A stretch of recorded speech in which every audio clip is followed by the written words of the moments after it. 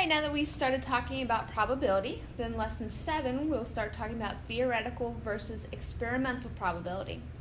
Starting off with our definitions, your theoretical probability is a probability based on what should happen in a probability experiment, versus experimental probability is probability based on what actually happens in a probability experiment. So theoretically, we don't actually do the experiment. We just guess if I flip a coin, it should land on heads 50% of the time and tails on the other 50% of the time. So if I flip the coin 10 times, I should get 5 heads and 5 tails.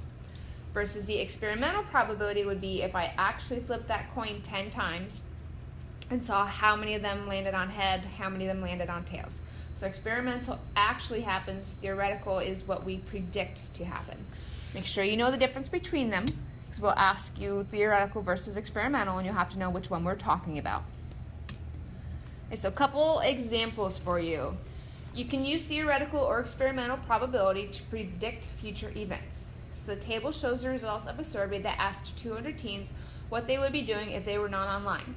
Out of a similar group of 450 teens, predict how many would listen to music. So first off, we want you to find the experimental probability that a student listens to music. So experimentally, we're going to actually look at our numbers here. You were told that 200 teens were asked, so there's your denominator. Then how many of them listened to music? So go over here, there are 52 that listened to music. So 52 out of 200, which gives us 26%. So experimentally, 26% of the students listen to music. So now we're going to use the proportion to find what 26% of 450 would be. So going back a couple chapters, our percent proportion, so percent over 100 equals how many out of 450. Now you're told to use proportion, but remember, we could have also done 0.26 times 450 using the equation. So hopefully we remember, we're going to cross multiply here, a good old palm tree method. And if we solve this, we'll find that x is 117 teens. So based on our experimental probability that 52 out of 200 teens listen to music, which gives us 20% or 26%, we can predict that if we have 450 teens, 117 of them would say that they listen to music when they're not online.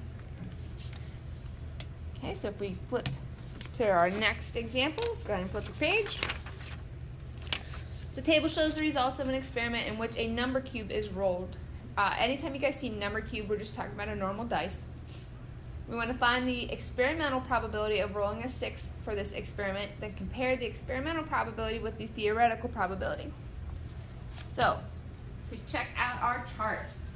Our tallies and our frequency, they're the same number there, just different ways to represent.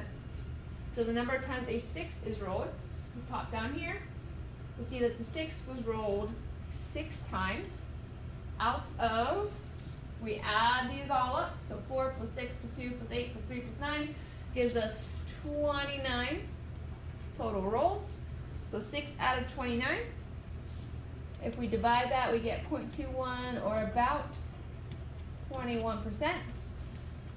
So the experimental probability of rolling a 6 in this case is 6 over 29 or about 21%, which we just found. Then the theoretical probability, so remember experimental is what we find actually happened versus theoretically what should happen. So I have 6 possible outcomes. There's only one way to roll a 6. So theoretically, our probability is 1/6 or about 17%. Okay, so now comparing experimental versus theoretical.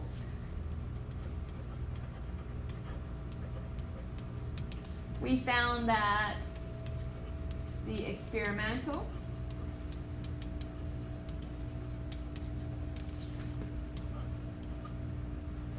probability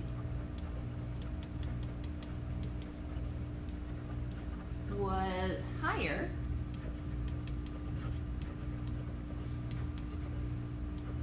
than the theoretical. Okay, so we want to find our experimental, find our theoretical, and then compare them. All right, that was the end of this lesson.